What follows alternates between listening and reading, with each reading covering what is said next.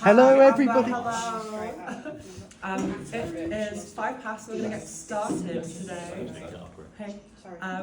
We just interrupting. Apologies. Yeah, we're going to get started now for tonight. This is the second session of the Act for Transliberation series of events. I'm trying not to waste too much time because I know it's 5 past already. But we did a lot of this last week. The point of these sessions is to explore how particular groups of people are working to promote translib in society. We do have a general question: what is the role of academics in transliberation and being pushed for that? We have our 3 lovely speakers tonight: Natasha Kennedy, Octavian Starr, and Kit Hyatt. Everyone say hello. Hello. Hello. Yeah, excellent. We're going to start with Natasha. They're all going to speak for about 10 minutes, and then we have a few sort of moments for a bit of a Q&A, if we're all happy with that. Questions from the audience, and then some more general questions from us about the role of academics in transliberation. Are we happy with how it's going to run? Yes. In the room, we're not expecting any fire alarms, so if there is a fire alarm, please leave. And yeah, I have some announcements at the end in general of that event. But are we happy? Cool. Lovely. Natasha, can we hear you? Are you hearing us? Hi, can you hear me? Yeah, we've got you. Would you like to get started? You've got about 10 minutes. Yes, I can guess. Can you see my shared screen? We can see you, yeah. Okay, is that better now? Yeah, you're on. Right, okay. I'm going to run through this because it's what I'm doing at the moment, and it's a kind of a microcosm of what the way I approach my scholarship. I guess this is something I came up with to start with for the FGen conference on the 21st of June in London. I started off trying to think, okay, how can we classify stuff like the Cass Review? Okay, and I started thinking about Max Weber's concept of authority strategies, because it's like the way that Cass was set up, it's like they're trying to give something which wouldn't otherwise have authority, some more authority. So I came up with this idea of contrived authority, and I'd like to just run through and explain that. Oh God, it's not allowing me to move on now. How can I? Oh, there we are. Okay. So I started with the 5 pillars of transphobia: that it's top down, it's excluding, it's dishonest, it's proxy violent, and it's eliminationist. And that's the Katie Montgomery's summary of the WHRC declaration, which demonstrates that it is a lot of these, particularly that it's eliminationist. And I kind of worked from there. And I looked at Max Weber's authority strategies, and this is a categorization of those from my PhD supervisor, Paul Dowling. And here we see, some of you may be aware of these: charismatic authority, traditional authority, bureaucratic authority, and Paul Dowling has included liberal authority as well. If you think, I was just trying to think of a way to explain some of these. If you take, say, Zoran Mamdani or Zach Polanski, then they would be charismatic and liberal. Those would be their authority strategies. If you took Keir Starmer, he would mostly be bureaucratic with an element of traditional. If you took Nigel Farage, he would be traditional with an element of charismatic, but pretending to be liberal. Okay. Now, I've put contrived outside that schema, okay, because it's not a genuine authority strategy. It's a closed category of author, but it doesn't have a field of practice, at least not the one that it says it has. Okay, so it's contrived authority. It's not a genuine authority strategy. And I've applied this to all of these: the Cass Review, Sullivan, Supreme Court Misjudgment, Levy, Pathways, and the HHS report in the US. Okay, and the idea is created to give authority to transphobic claims which would have no authority or credibility otherwise. Okay, you can, if you want, you can use that QR code for a list of the peer-reviewed critiques of CAS review, which the media never talks about. So I then looked at what are the good characteristics of good science. That it's published, it can be replicated, it's peer-reviewed, it's ethical, it's methodologically sound, and it does not remain static. Okay, now, then I looked at the characteristics of contrived authority strategies, and I'm still building these up and possibly kind of blending them together a little bit. It's very much top-down.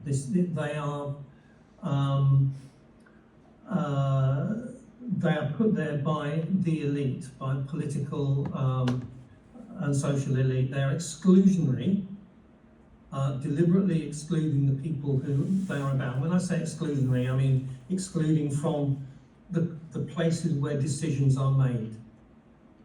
They have a very selective use of data, which means they cannot be replicated. They have ethical problems, as we have seen with a lot of these.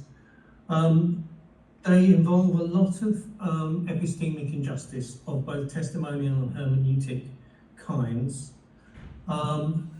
They include epistemological violence. There was a particularly clear example of that in the CAS report. They are unaccountable and they are regarded as set in stone, so they're not treated like science is, which science moves forward, it's critiqued, it's moved forward. The CAS review has been treated like a religious document, as it's set in stone and never changes. So I identified all of these, particularly though, it's weaponized.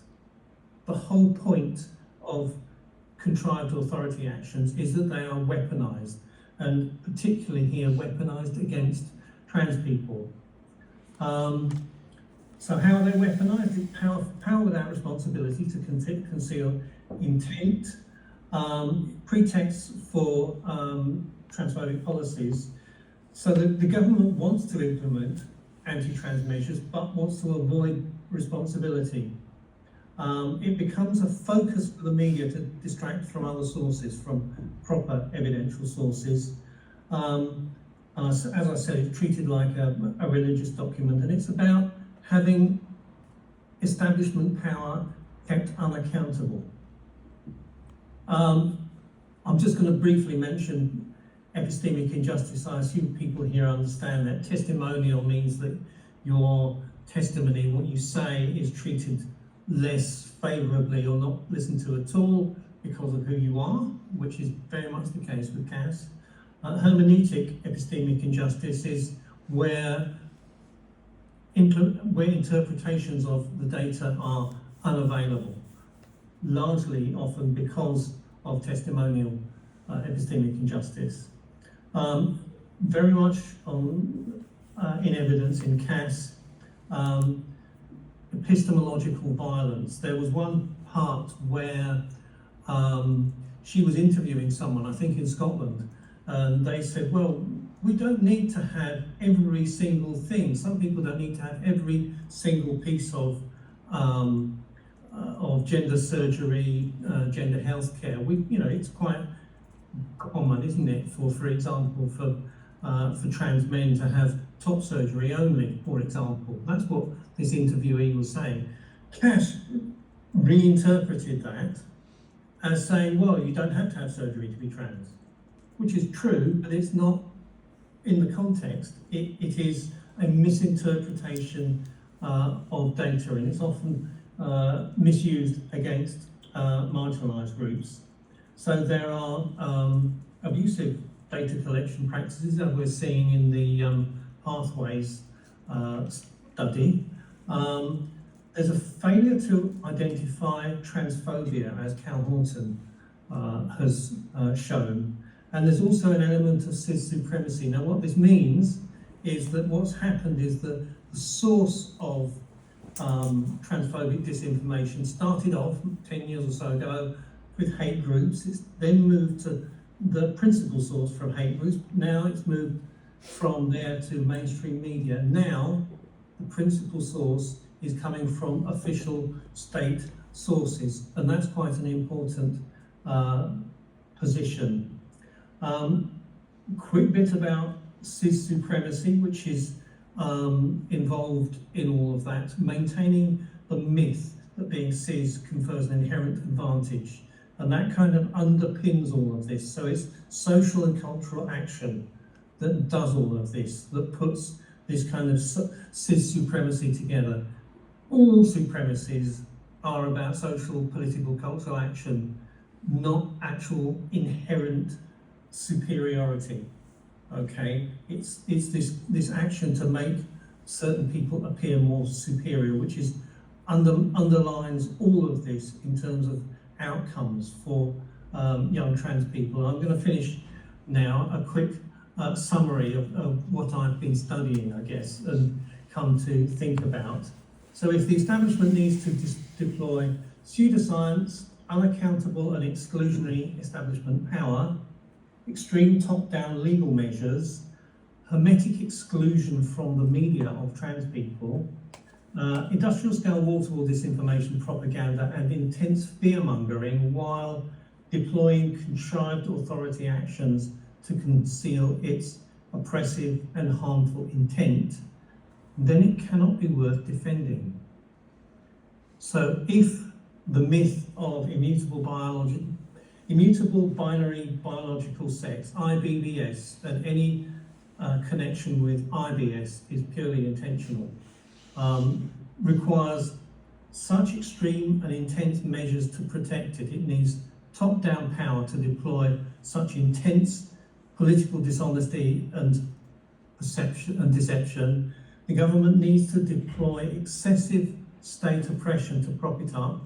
The transphobes need to consistently resort to expensive litigation to maintain IBBS as a going concern. Then it must be exceptionally fragile, feeble, pitiful and unstable worldview. The deployment of these methods is a signifier of the weakness of the transphobes' case and its deficiency in authenticity and inadequacy and dishonesty.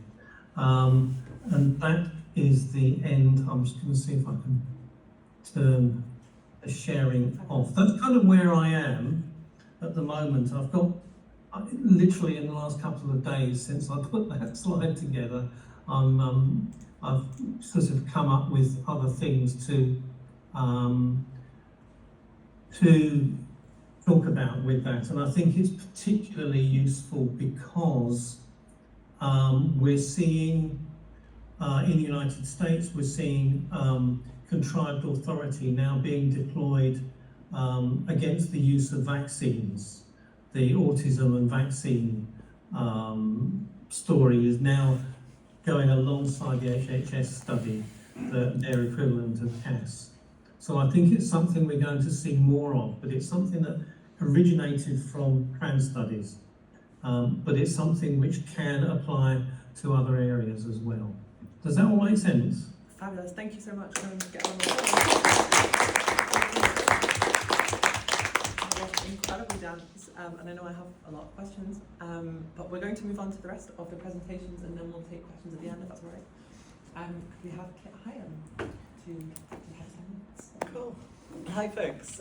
Can those online hear me if I speak at this kind of level? Someone just give me a thumbs up if you can. We've got an Octavian thumbs up. Great, thank you. Yeah, hi. I guess just to situate myself first of all, I live in Leeds and that's why I'm the only one who's here in person.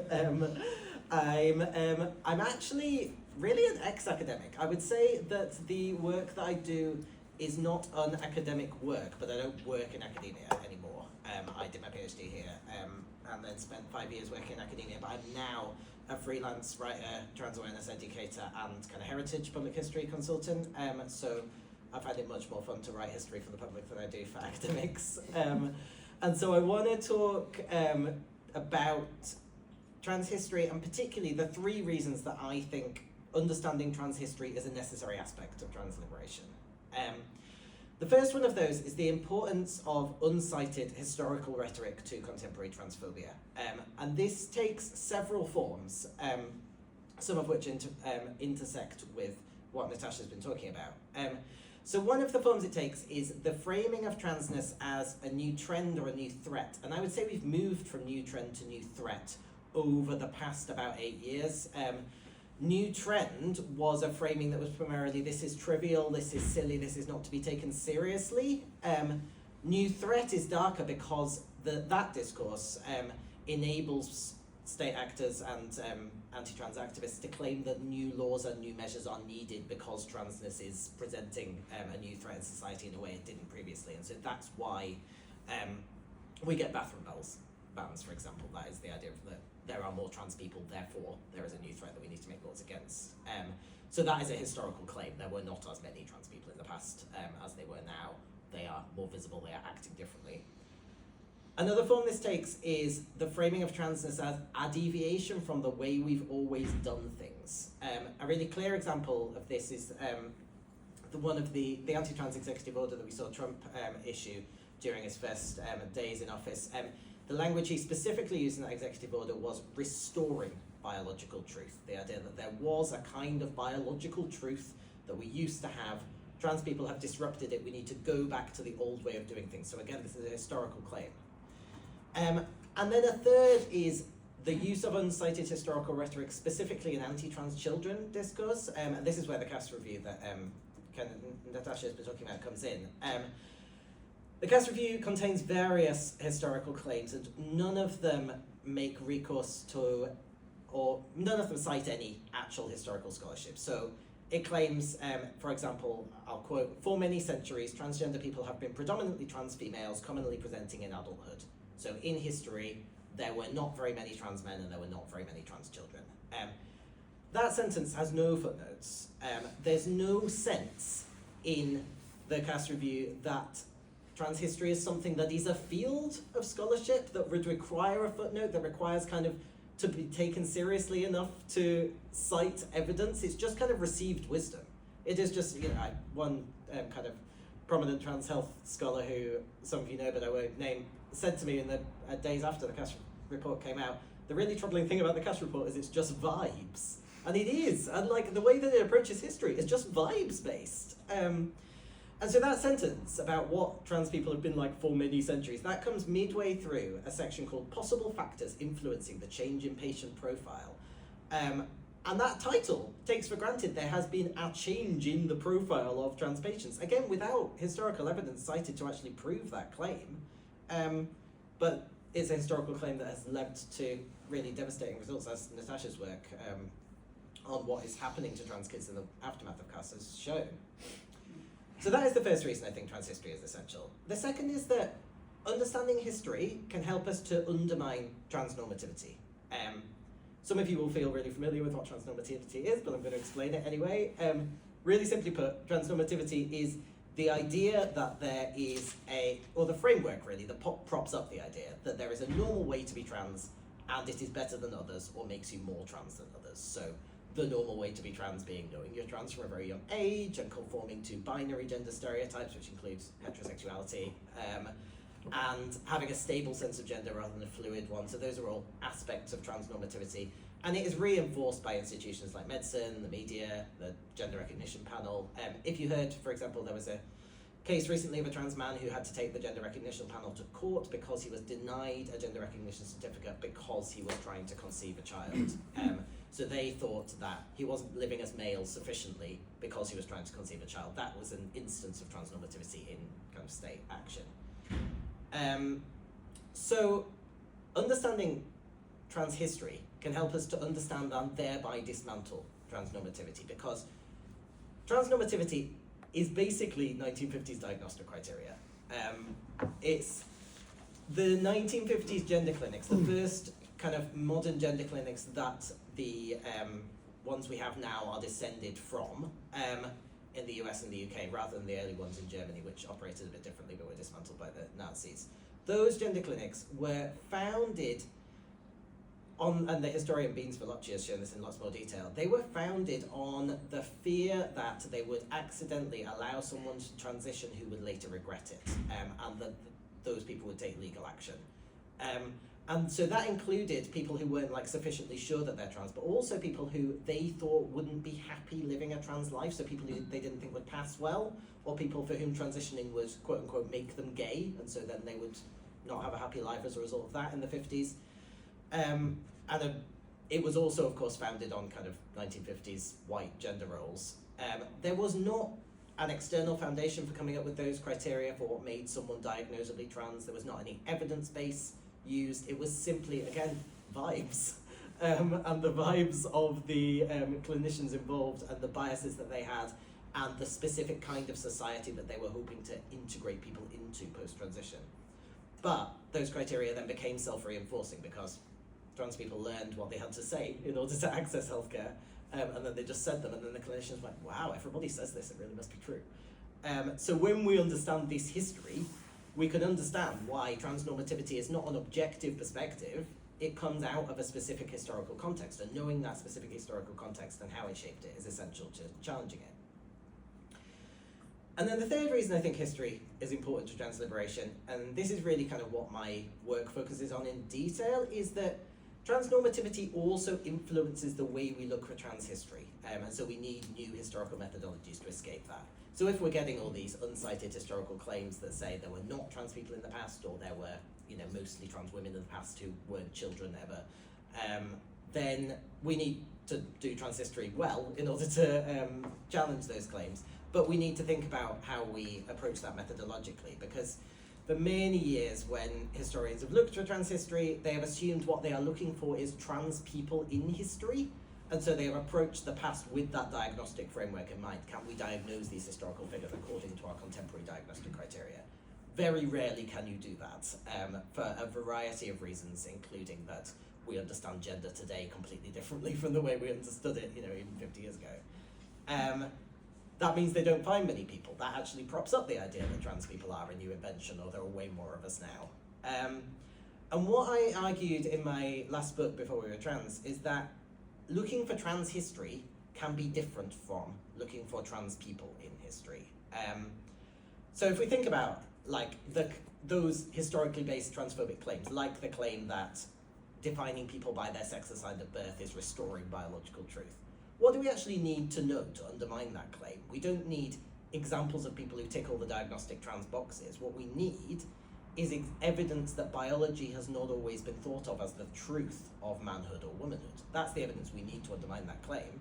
And trans history, I think, is any history that shows us the body can be thought of as separable from gender.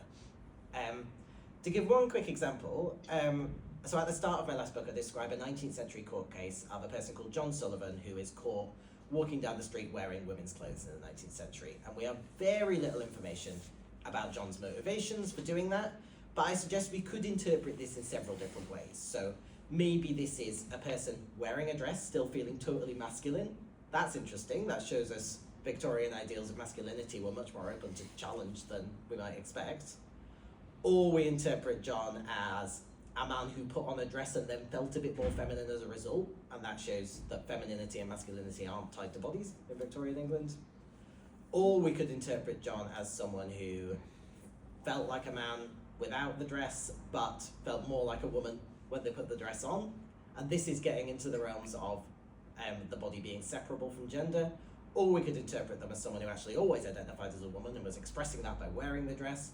All of those possibilities are equally possible, and all of them show us gender as separable from bodies and open to challenge and disruption. And I think that is the kind of trans history we need to be looking for in order to advance trans liberation, to show that human beings have actually always been able to think about bodies and gender as separable concepts. Because gender and sex and biology are not things that exist kind of outside of us. They are all produced by humans and by our societies, and that means the capacity to liberate ourselves from them exists within us, and that is, a liberating point for everyone as well as trans people, but we're primarily concerned with trans people here, and that's why I think it's essential.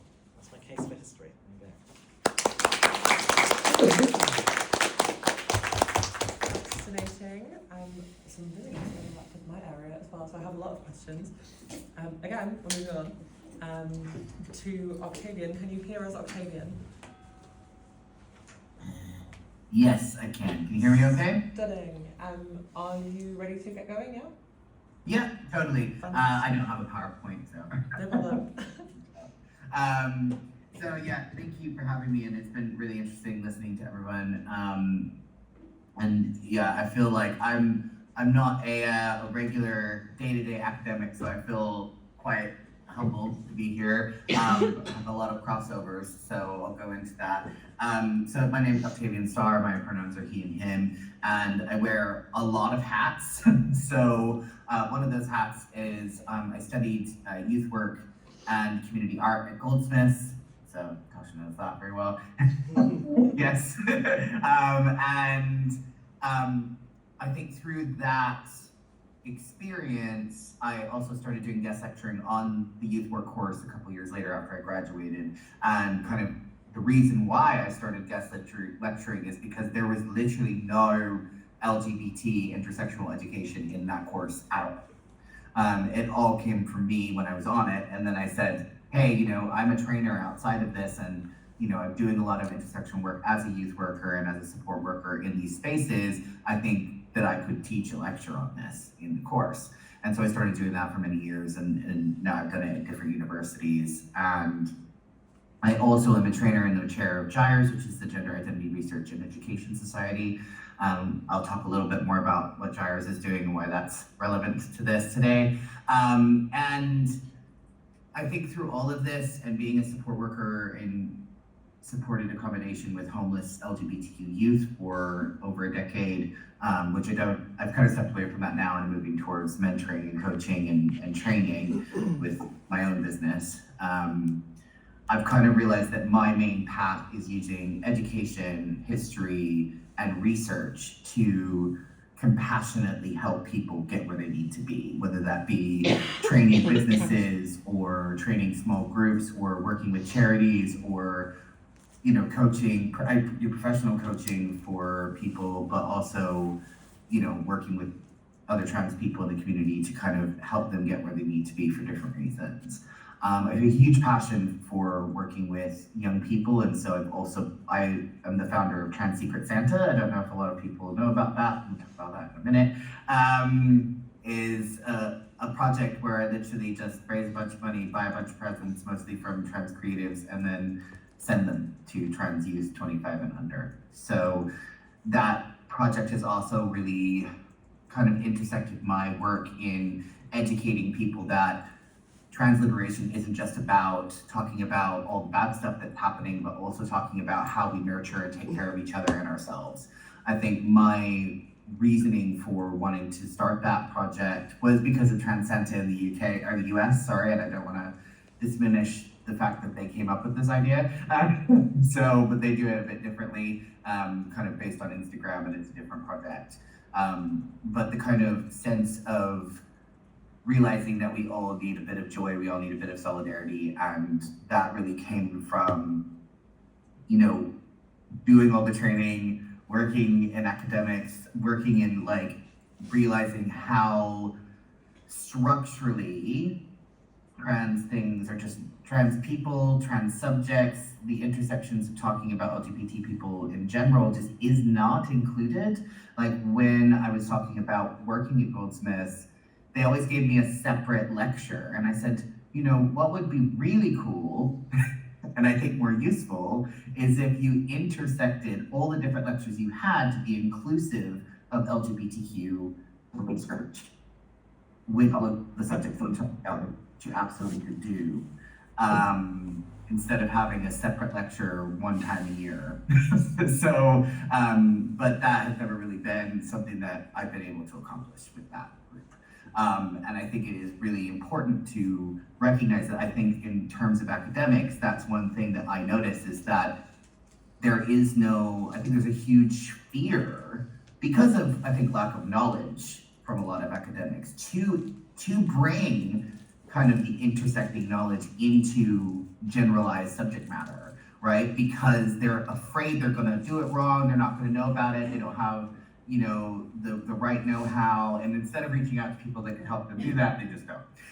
So I feel like that is something that as academics and trans academics that can really help, is to kind of work in that way to intersect ourselves into kind of the general knowledge base of courses, because trans and LGBT people exist and literally everywhere, so the intersection is given. But I think that's something that I have really noticed from my experience across all the things that I do.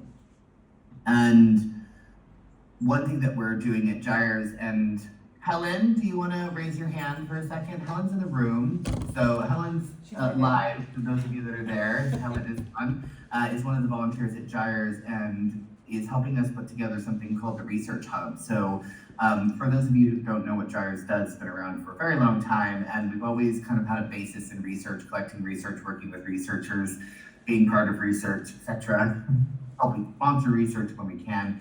And we're working on a research hub, which will kind of pull together as much research as we possibly can and make it accessible for people.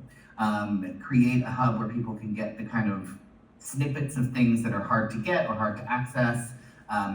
People can easily pull things for things that they're working on. Other academics can use it, students can use it, anyone can use it, right? So the idea is that hub will be kind of helpful in that intersecting moment. What I'm talking about is like being able to easily say, okay, what research has been done? Oh, let's go on the hub. Okay, cool. Well, there is a lot of things. It has a very digestible way, because those of you who are researchers or academics, you know that academic research is not always digestible.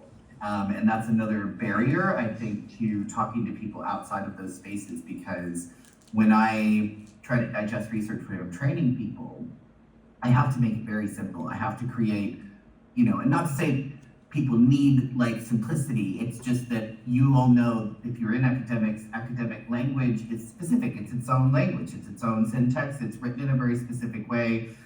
I have a little bit of a translator in that my mother is a professor. So I grew up understanding that language, but I do really feel that it is almost a different language. So the hub is hopefully going to be part of that. And it's still in its infancy, but do talk to Helen. You can send us a message too if you're online and learn more about it. We're still in the very beginning forms of figuring out how that's going to work, but we're very excited about it as a project. So that's something I wanted to mention because I think it's very relevant to what we're talking about today. And we want to make it something that people can really find all of these things and have these talking points, make it easier for people to have these conversations and bring this subject matter more into everywhere. Because that is, when we stop that separation, we can start working on the breakdown of fear and misinformation that's been happening, that's been driving what Natasha was talking about in her presentation, right?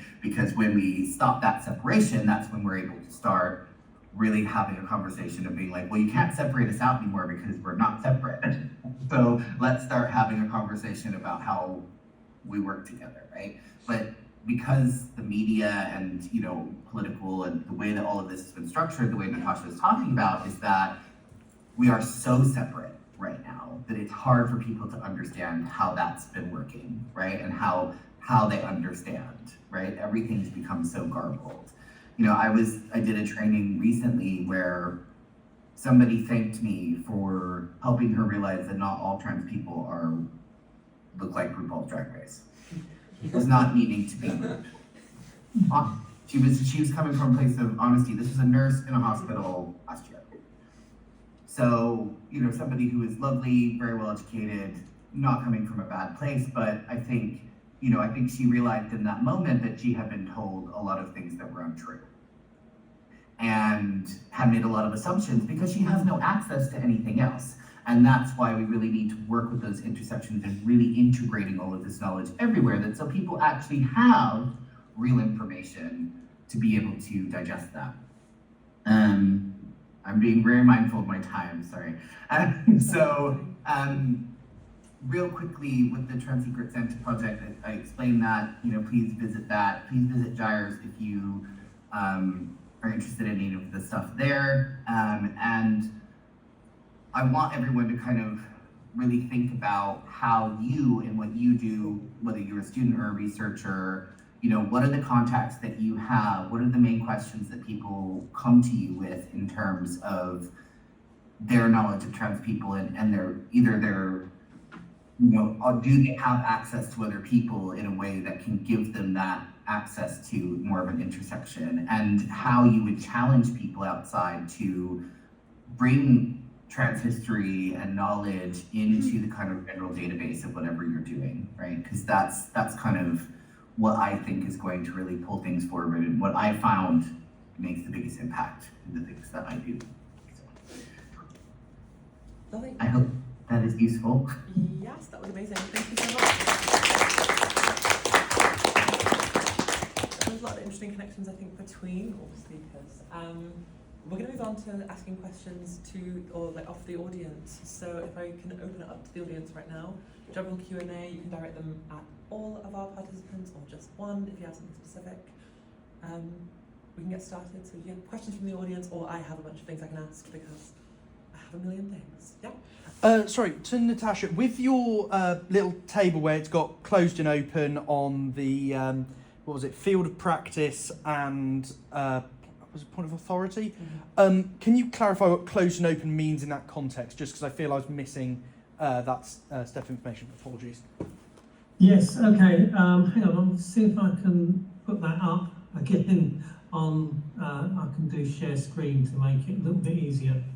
Can you see that? Yeah, we got you. Yes, yeah, got it. Okay, so this is, I'm always a little bit wary about, in something very short, trying to explain the basics of my sociology.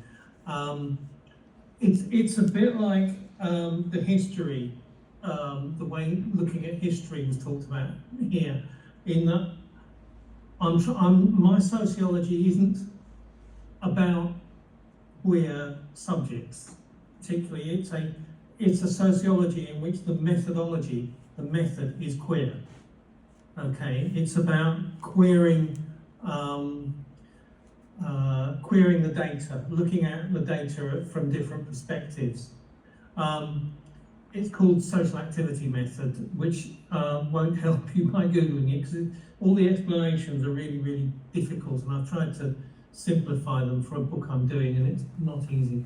But basically, it involves, because it's qualitative sociology, you can you can turn things into scales, but they have to be binary scales.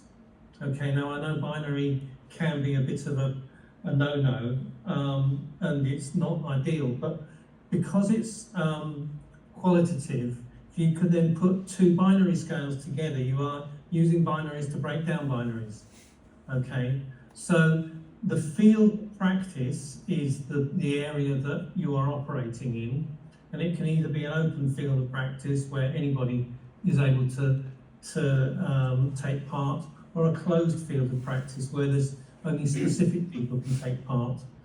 And then the category of author, again, if the certain types of author are allowed in there, or anybody can become an author in that context. Okay, so that's the way it works.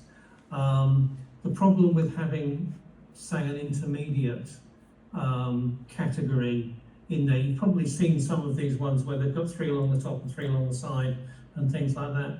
You can't really do that because it would involve effectively attaching a numerical value or inferring a numerical value to whatever you're putting in the middle, and suggest so that there's somewhere that's halfway, 50% open or closed. Can you actually do that? So it works in that way. But what happens is it takes the data and it looks at it in a different way. This isn't the best example, actually. Although producing the contrived authority strategy is one of the ways that that I use this this method. Does that make sense? Have I explained it well enough?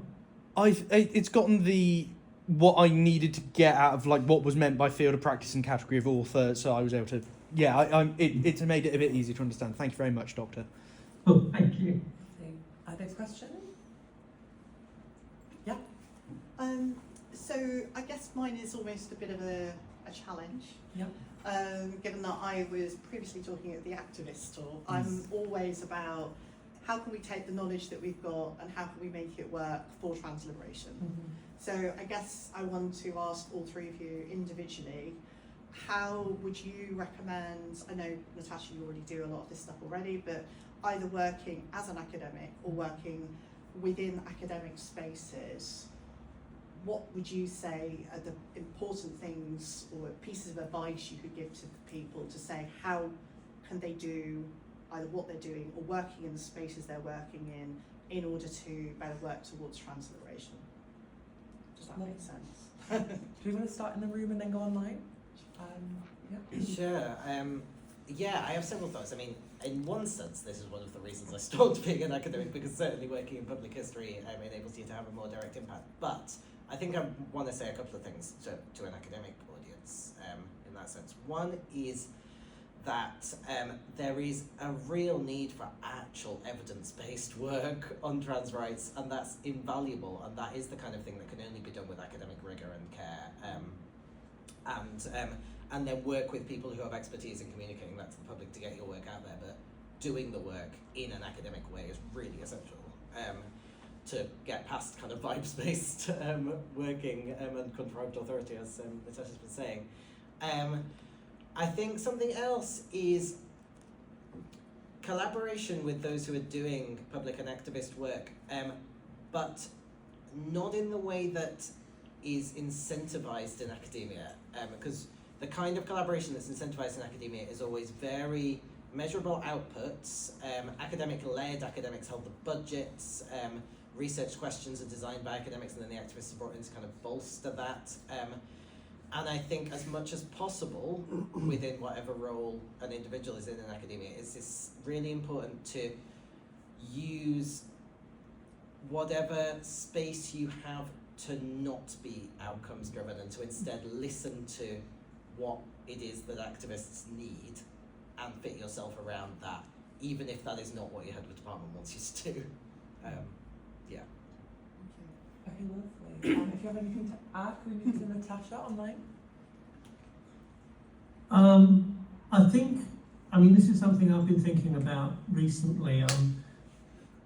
As one of the directors of FGen, Feminist Gender Equality Network, we're looking now at trying to bid for some funding. One of the things we want to do is to bid for some money which we can use to fund small research projects, which will be defined by trans people. So our priorities, not somebody else's. It's very difficult at the moment because that Pathways project is costing 10 million quid. So it's that seems to have soaked up a lot of the money, I think. But also one of the things we decided to put into what we want is things like media training, social media training, and the ability maybe to link up with people who are able to present material online, places such as TikTok, for example, in the way that we've seen Zach Polanski and Zora Mondani do recently. There's obviously a lot of good knowledge and skills out there. I think we need to start matching up with academics, so that what I talked about with contrived authority strategies, and now which I'm writing about, can be communicated in an intelligent but accessible way. I think that is one of the things I'm thinking about, at least, and it would be very useful if any people here who've got the sort of knowledge and expertise could add their thoughts to that. I think also one of the things I find is that, as Octavian was saying, one of the things about talking about trans stuff in any context, whether as an academic or as an activist, it's about sort of getting past the misconceptions. Yeah, most people have got a lot of misconceptions. There's a lot of disinformation being put about, and it literally, if you just take away a lot of that, that you're winning pretty much, because I mean, as I was saying in right at the beginning of my presentation, it's transphobia, organised transphobia, is literally organised dishonesty. And that's why I've come up with contrived authority, because they're trying to give that dishonesty more authority than it deserves. And so I think, you know, literally taking things that I mean, one of the titles I gave myself, not just as a sociologist, but is an agnotologist. And agnotology is the study of the production of ignorance. Yeah, ignorance isn't just lying around there, a lack of information. Ignorance is actively produced, and it's produced in industrial scale quantities by the media, by organised transphobia. That's what it's about. Their entire, what's the word? It's not an ideology. I disagree that it's an ideology. Their entire practice is essentially an empty practice, isn't it, that's based on lies. And I think if we can do things like that, then we're winning. Yeah. I kind of love the idea of turning every academic into a PR expert. I think that would be genius. Or a social media star, that's kind of genius. Could we hear from Octavian as well, just for the last part of his question? Yeah, I mean, I think everybody's made really good points. And I think for me, it is that kind of point of how do we, you know, work on that mass disinformation, right? Like, what is the way in which we operate that? Because it is gotten to this point where it's become presented as fact, you know? And it's really difficult to then say, well, it's not fact. And they're like, why? Well, because I know it's not. It's A, my lived experience, but B, you know, I have enough knowledge. But then I realize I have that knowledge because of my lived experience, because of my drive towards getting that knowledge, because I'm in the right communities. I talk to people around this knowledge all the time, and I'm constantly reading about it, right? And my community is basically this knowledge in a circle. So I think also it's about challenging ourselves to be compassionate to the fact that a lot of people are not necessarily trying to be ignorant. And I know that that's really hard, right? I find that very difficult, but actually as a trainer and somebody who stands in rooms with people all the time who are various levels of different academics, I mean, I've been in rooms with people who are multiple published academics, very well regarded, very intelligent people who know zero about trans people and have said some very inaccurate and had believed some very inaccurate things. And all I had to do was ask them where they got that information and to regurgitate that to me in a person. They were unable to do so. And because of that, we were able to then break those barriers, have a discourse, and talk about where that information came from and how they can find information, right? And those conversations are always going to be different depending on the room that you're in, right? Some people are going to be able to have those conversations in certain rooms and some aren't. So in some ways, it's about talking about finding the right people for the right conversations with certain groups of people, right? Because we are talking about power, we're talking about privilege, we're talking about the intersections of who's able to be in what rooms and who will listen to who. Is that right? No. absolutely isn't, but that's a completely different conversation. Sometimes it's about making sure that we are including everybody, because I also like to include disability in everything that I do in the intersections of what I do, because I'm also a disabled person. And so when I'm talking about trans liberation and trans rights and LGBTQ rights, I'm also talking about disabled rights and the intersections of that, right? And I'm trying to put people in the room above me and before me a lot of times that have more knowledge in certain spaces than I do, sharing that space, bringing them along, making sure that I'm including their voices, making sure that I'm reaching out to people beforehand to get the right information to make sure I'm coming from the right place.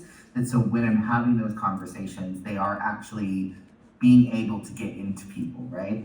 And it's about creating those avenues that are then widely publicized in places that so people have access to alternative information, that they know it even exists, right?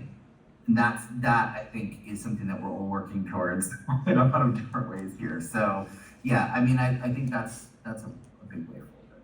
Yeah, I think the same thing has come up a few times. We've had like at the activist event, this question of how we balance keeping people liking us, but still challenging misinformation, like not hurting people's egos, that kind of thing. Especially in like the academic world, that can be quite difficult. So yeah, I really appreciate that. Any more questions from the audience? Do we have anything here? If not, I have something kind of burning I want to ask. Oh, yeah. Sorry, I just have one very specific, particular question actually for Ash. Well, it's sort of balances. Sorry. Forget. Do you mean me? Yes. Thank you. Sorry. It sort of balances actually a little bit between what Natasha was saying as well. It's the concept of research is always moving forward, and so it isn't set in stone. And then this historical kind of perspective, and you touched on it a bit when you were talking, and I see a lot of the discourse of people almost like retrospectively saying, oh, that was a trans woman, or that was a trans man, and then there's this sort of ongoing discourse about whether somebody could be defined historically as trans, and this almost like argument that's going on to kind of claim these historical figures as being trans, as though that's going to, I don't know, prove something, or it's sort of, because there is a need for the trans community to prove that there's always been existence in historically. But obviously the way that you define trans and the way that society defined it, the language that was available, all of the kind of the medical kind of terminology and diagnostic material has completely changed. And I guess it's sort of how do we bring those elements together to sort of say respect what it was at the time, but also to look back and go, actually that proves that there was trans people. Yeah, I mean, you're right, this is a really kind of rich topic of conversation. I sort of wrote a book about the answer to this question, but in a nutshell, I guess that's where, for me, the answer is that I don't talk about people in the past as trans people unless they use that word themselves, because I think that's an unethical relation to the past and to people of any period requires not imposing labels on them they haven't used themselves. But I do think it's essential to talk about that history as trans history, and that certainly doesn't mean it can't also be other kinds of history. Sometimes it's also lesbian history, gay men's history, women's history. Sometimes it's all of those, and that I shy away a bit from the rhetoric of claiming people in the past specifically for that reason. I think it's much more helpful to talk about being in community with people in the past, or being in solidarity with people in the past, than to talk about claiming them, because that requires ownership and reinforces the capitalist mindset that I don't think is helpful in history. So I think using the word trans to talk about the history but not about the individuals is, for me, a helpful way of threading that needle. Thank you. Lovely stuff. It is 2 minutes late, so that was going to have to be the last question, unfortunately. I want to say, obviously, thank you so much for coming. Could Natasha and Octavian just stay at the end as well? Just I want to get some photos and things. That would be quite nice to have. Eden, do you want to plug your own academic Yes. work? Oh yes, I'm also an we should do academic. that. I'm doing my PhD right now on anti-trans feminism in the UK, US and Germany through the lens of fascist logic. So it's political science, feminist theory, trans science. I will have lots of things coming out about that in future, so keep an eye out. I'm on all social media, so I'll put something up on the board at the end to show you. I also want to say that the next one of these events is not next week, it's December 19th. We have Alex Sobel MP, the Labour MP. We have our own Green Jenny Knight coming, the head of the Traffic Council, Hannah, And we also have Helen Belcher, a Lib Dem MP, coming, so it's going to be really nice cross-party Head conversation. of the Green Group on Trafford Of the Council. Green Group on Trafford Council, yes. So yes, we've got a lot of nice politicians coming who we can talk to and challenge. So if anyone here wants to come to that, that'd be great. And yes, just thank you to everyone online as well for coming. And yeah, go forth. Think Can I more just about say this. one little thing as the person that Octavian volunteered to Yes. talk about Gyres? Okay. As a volunteer for Gyres, and as they're setting up a research hub, as Octavian mentioned, there is starting to be blogs and things that are on the website that I'm actually writing. So if you're interested in what is happening in the intersection of academia and trying to get academic information out there in a really practical way that's helpful, not just to academics, but to everybody, please have a look on the website. They're looking for people who work in the space as well to get involved, who are going to be involved in the project in order to almost like translate some of this stuff to make it readily accessible. So gyres.org.uk. If you want to volunteer, email them to volunteer. Just keep an eye out. That's what I say. Stunning, smooth work there. A great shameless plug. Yes. Okay, thank you so much for coming, everyone. And we'll see you next time at this. And can I just say one final thing? If you are a young trans person or you know one that's 25 or under and wants to receive a free gift from Trans Secret Santa, the applications close at the end of November on the 30th at midnight. I will run it as long as I can. Please tell everyone it's transsecretsanta.co.uk. We also are selling Christmas cards to fundraise for it as well. So please do stop by and check it out and tell everyone. Octavian, you had to give me something I've got to get a tight turnaround on getting out to tell people about it. That's great. Thank you so much. Octavian and Natasha, could you both stay, please, just for 5 minutes? That's fine. Okay. Thank you.